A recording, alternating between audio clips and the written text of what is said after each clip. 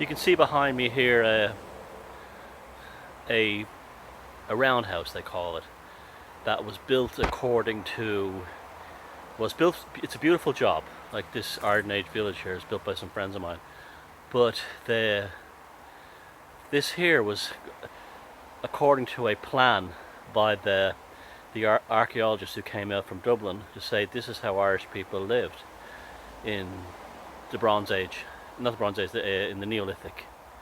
That, right? And in the Bronze Age and in the Arden Age, they lived like that, right? Now, let's talk about this for a second, right?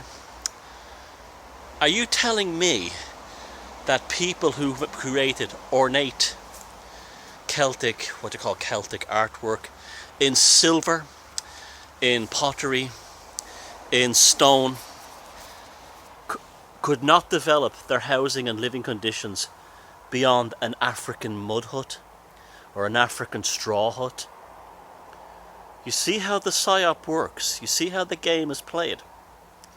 They want you to think your ancestors were animals.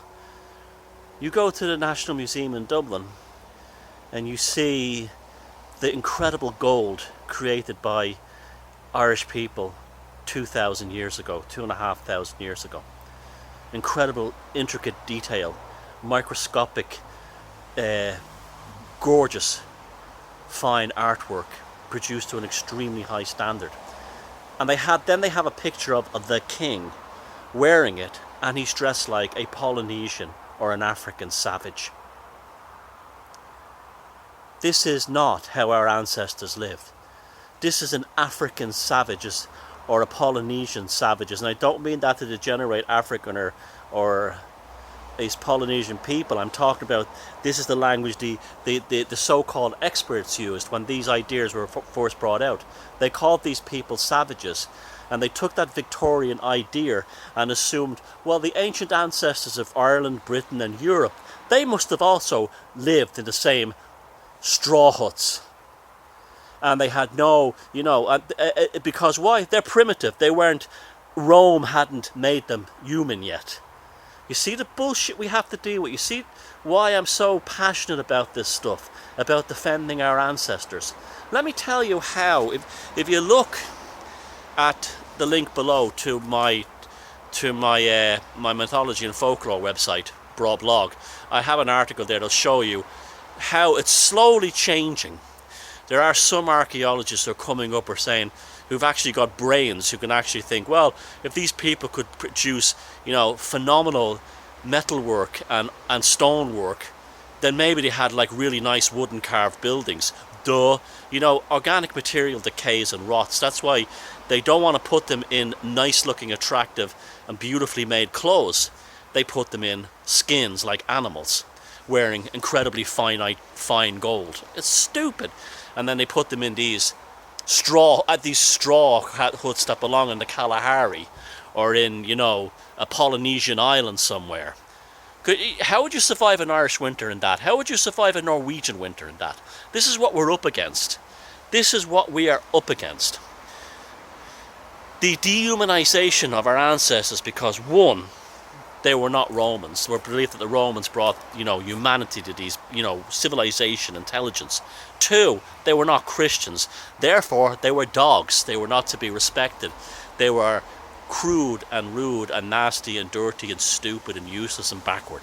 Even though Europe actually went downhill after Christianity arrived. And it took until the Renaissance for Europe to actually start getting back to the technological level it was at during pagan times. Just look at ancient Greece.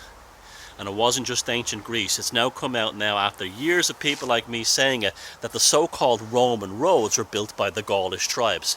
Ireland was covered in roads built by the Gaelic tribes. Britain was covered in roads covered by the British, Brittonic, Celtic tribes, and up in Scotland and everywhere else.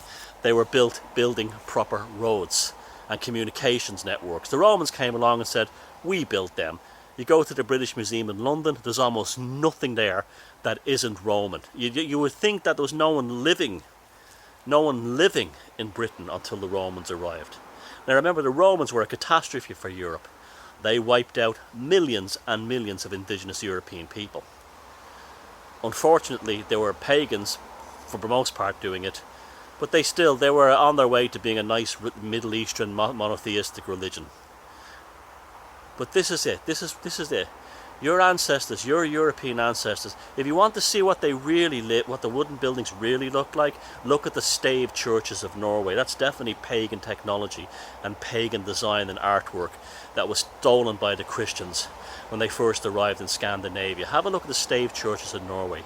That's how their houses were. They would probably look like something like Rivendell in Lord of the Rings, I can guarantee you. But organic matter, it rots away. But in the case of our pagan ancestors on these islands, wooden houses burn very well when Christians are setting fire to them.